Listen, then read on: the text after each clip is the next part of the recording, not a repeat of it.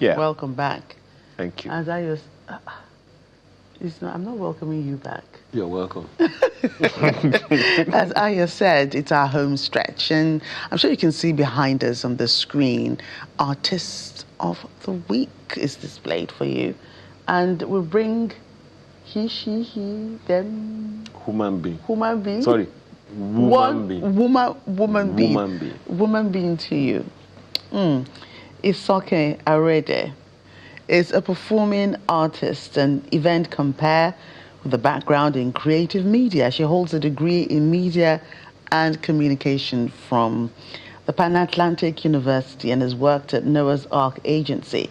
She developed her presentation skills at Cool FM and Nigeria Info FM. Welcome to the program. We present to you. Thank you. It's okay.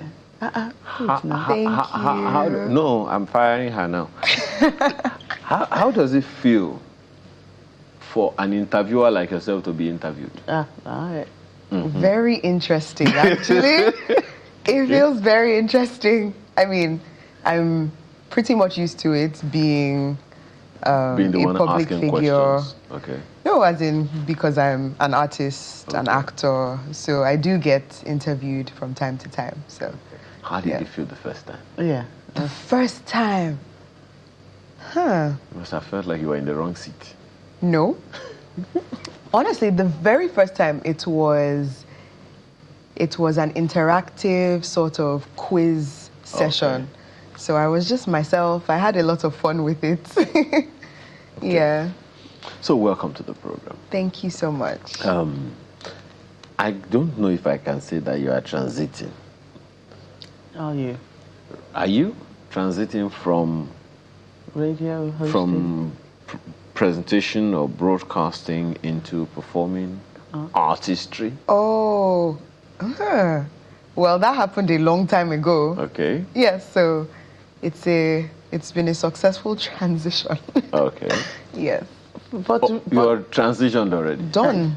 yeah. So you are no longer going to broadcasting. Who knows what the future holds? So you have no transition. I am a... But you know that you could. It's an all-encompassing industry. You actually really do not have to fully transit. You can do. You can be an on-air person and still do your thing as a performing artist. I think they work hand in hand, really. Absolutely. But really, what made you want to?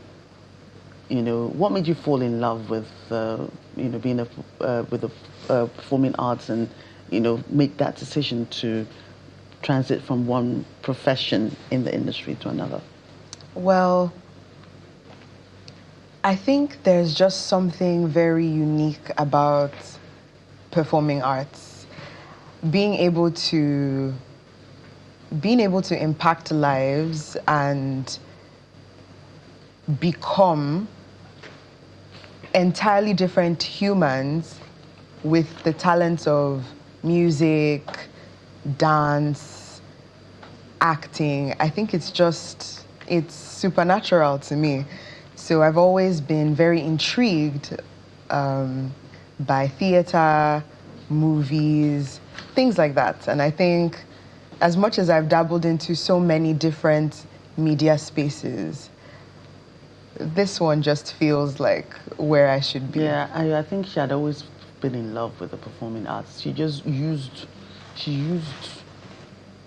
the Radio is performance. No, Absolutely. it's a different kind of performance. Radio is performance. I was in conference with a friend of mine who is a director, television director, movie director, and he said, TV is a lie. We lie for a living. I said, how come? Well, when you create a set, the set is not real. Yeah. But it's make-believe Yeah. and all of that. So is that the same with stage? I wouldn't say it's a lie. I will never say it's a lie. Okay. So it can't be a lie when you're actually telling the truth. You're telling a story, which is the truth. It's somebody's truth. Okay. You're just representing a whole different person. When you create something that didn't exist, it's not. Anyway, let's leave that one. Let's leave that debate. So tell us about your entrance into into performing arts and all of that, I've always had this argument in my head that the most complex platform is stage. I hated TV initially because I wouldn't be able to buy bolly on the street without someone recognizing me, but that's history now. I make my bolly at home. Fantastic. But I've always said that stage is very complex because if you're going to have 3 shows, that means you have to play those 3 shows live, unlike TV. By doing the same thing over and over again, you hone your skills, you get better at that same one thing, so that when you find yourself on TV, it's such a home for you. What are your thoughts about that? Particularly, I ask because the culture of stage has kind of fizzled. Okay. Well, I wouldn't say the culture of stage has fizzled. I think it's getting even more and more prominent here. I think the scene is not as prominent as screen. So we have more people that would go to the cinemas than the theater. But nowadays, more and more people are understanding that theater is life. So I wouldn't say it's fizzled. I think it's getting stronger. Okay. I would say that.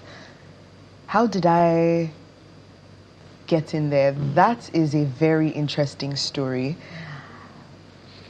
I would say, especially for TV. Wait, let me address the complexities of theater first. Yes, I believe it is complex because you are doing it live, but I think every field has its own set of complexities. So for TV, it's not as melodramatic or as expressive in that sense. You have to be subtle because in real life, human beings are very subtle with their expressions, you know. As you're looking at me, you've communicated a million things. Not when you're at Ushodi bus stop. Oh, true. Very, very expressive. Well, Nigerians are very expressive people, I would say. Nigerians are made for theater, actually. I would say that. You have made my case. Period. So you were going to talk about your own entrance into entrance, yes, the first time, yeah. That was a very divine entrance, I would say. Was it by accident? It wasn't intentional. Yeah. It wasn't intentional. This was the very first film I did, and a friend of mine at the time was supposed to be the eponymous character in that film, but did not want to take the role. So she wanted to recommend me for the role. I was in radio at the time, so I hadn't done anything on TV or on stage. And when she approached the producer, he was not down with the idea. Don't worry, we have a list of actresses we're already considering. And when she saw the list, my name was miraculously on the list. Wow. So when she asked, how is this possible? How did this happen? He said, I really don't know her. Her name just dropped in my heart. Wow. So it was pretty divine, like, wow, really? Just like that? Okay, she's the best, in fact. So he goes, I would like to see her. What is she? And from there, that's how it started for me. I found myself on my very first set, acting. And since then, I've been booked and busy for 2 years. Okay. Wow. Let me inform you. Okay. That stage is just picking back up. Because back in time, oh my God, every school, primary school, secondary school, they had stage plays.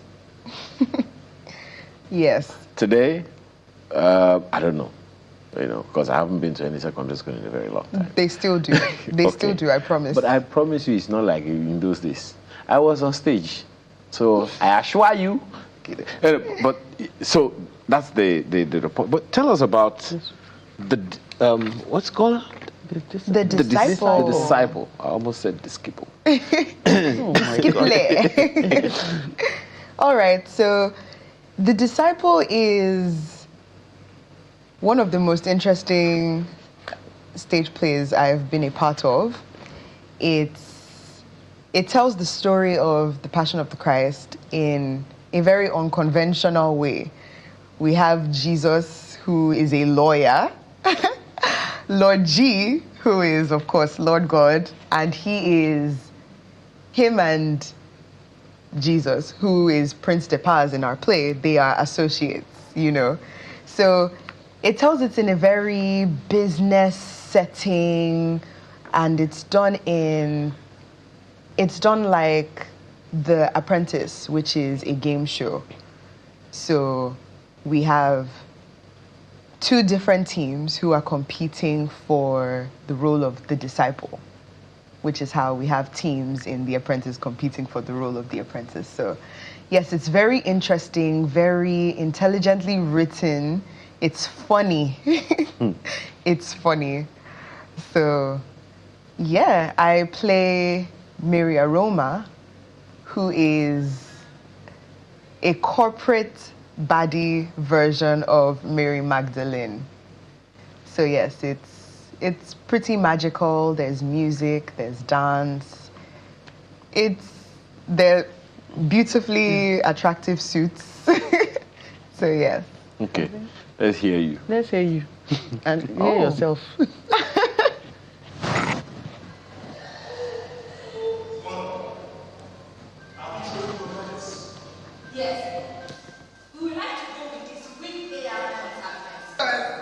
We can't be doing kung fu fighting. Mother, so you will be going with contact, the big AR contact lenses? Yes. Now, what is the second gadget? We will be using this super secret signal spray, SSS, as part of the WEEP system. Yes, and if I'm correct in that, I'll need to spray this high up in the air and stick a message into it. And anyone who has the contact lenses in their eye will be able to see the message from in the spray. And it can stay in the air for like 24 hours at any altitude visible to the human eye. Cover your ears, mother. Okay, I'm going to spray. Let's see if she'll see what I do. How does it feel to see yourself on screen? I love it. I love it so much. Really? Wow. So, you've been rehearsing for how long? Ooh, we started around the beginning of this month. Oh, Okay. okay. So yes, maybe less than a month. Okay. And how is that going? I mean, learning the lines and actually, interpreting the unconventional story, as you put it. It's been amazing. The cast is very fun to work with. Everyone is trying to bring out their characters in, unique ways. We have a great team. The director is amazing. The producer, writer. I think I'm blessed to be a part of this project. It's easy, it's smooth. Learning the lines and getting into character, that's like the least. It's almost second nature now. But how is it, you talk about how easy it is and all that. How is it different from, what you've done before? I'm used to musicals. All right. So, which is more dance and music intensive. Do you sing? I do. All right. Obviously. I do. So this is not as musical. We do have some numbers, but a musical would typically have the characters mostly expressing themselves in music. We just have a few, so it's not a musical. So it's even easier, I would say, than other shows. So to tell us, what is what is the story trying to tell us? I know it's about the disciple, it's about Jesus and stuff, but using this unconventional meme, what kind of message is the the producer trying to give out there? What is it trying to say? Okay. The disciple itself. Let's talk more about that. I think there are many things, there are many messages that the disciple passes across. One of which would be the importance of working together, because we have different teams and they have to work together to achieve what they need to. And of course, the team that works the best ends up winning. So it's highlighting their synergy, their chemistry, how they interact with each other, how they care for each other, look out for each other. So I think that would be the first thing. And the second thing would also be, of course, there are spiritual tones to this. So the merciful nature of God, it is a gospel-based piece. So it talks about how God is merciful, I mean, we know the story of the Passion of the Christ and how somebody betrayed. I don't want to give up too much. We know this. Don't give up anything. Someone betrayed and someone made a mistake. Different people and their shortcomings. But of course, how loving and merciful and gracious God is. And at the end of the day, everybody got surprised by Lord G's decision. So yes, I think it's talking about togetherness, unity, love at its core. So everyone is going to know what Lord G did on the 4th and 6th. 4th and 6th, yes. Okay. Where? At the Glover Memorial Hall. Okay. And that's that's on the island, Lagos Island. Yes, it Lagos is. Island, Okay. Yes. opposite CBN, I think. Almost opposite. I know it's in Marina. Yeah. Just Google it. It's there, don't worry. Just Google Glover Memorial Hall. Off Marina. Okay. Who can watch? Anybody can watch. I'm expecting to see you there.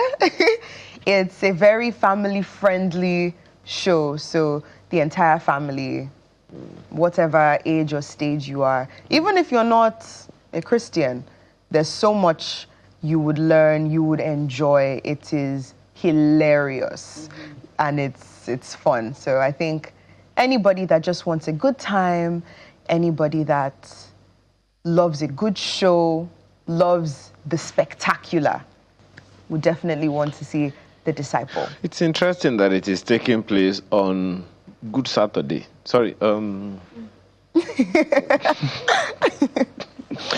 the Saturday before Sunday, before Easter Sunday. Yeah. And on Easter Monday, right? Easter Monday, okay, yes. so those are the only 2 days. How many shows a day? 2 shows a day. Okay, time? 4 p.m. and 6 p.m. Oh, is it changed? Because what you guys have here, I thought it was going to be 2 p.m. Have you changed it? 2 p.m. Don't look at my book. All right, yes. 2 p.m. and 2 5 p.m. p.m. and 5 p.m. Yes. Okay. But for those who want to get their tickets ahead, is there a place to go? Absolutely. So to get your ticket, you go to eventport.com/The Disciple. Okay. And since I'm the artist of the week, you should use my discount code. Event Port is P-O-T or P-O-R-T? P-O-R-T.com, I think. /disciple. The Disciple. The Disciple. Yes. Disciple. And first of all, I'll get your code now in a moment. All right. I see that there is a special discount for students. There is. Yeah, there's a special discount. There's a special discount. Okay. Generally. Period. Okay. Yes. So if you use my my discount code, which is Isoken10, ISOKEN 10. You 10. yes, you get 10% off your tickets. Okay. So Eventport is P-O-R-T-E, Port with an right? E, Oh, yes, PORTE No wonder. .com /the disciple. /the disciple. Disciple. I would tell your director that is what you called it. No, Okay.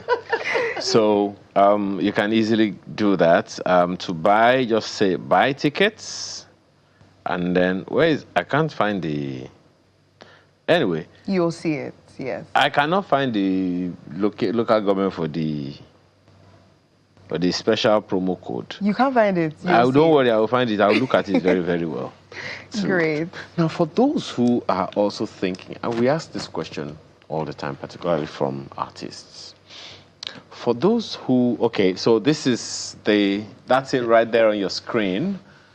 The Disciple. Yes. And you can see that students get it cheaper. Students get their tickets cheaper. Yes. So if you're a student, please come see this too. You'll love it. So you can see those are the ways to go about it. And don't forget, Isoken has also christened display the Disciple. I didn't do it. Maybe that's one of the things that they say on set while they're rehearsing. Now, for those who also want to go from banking to cake making. Ooh, okay.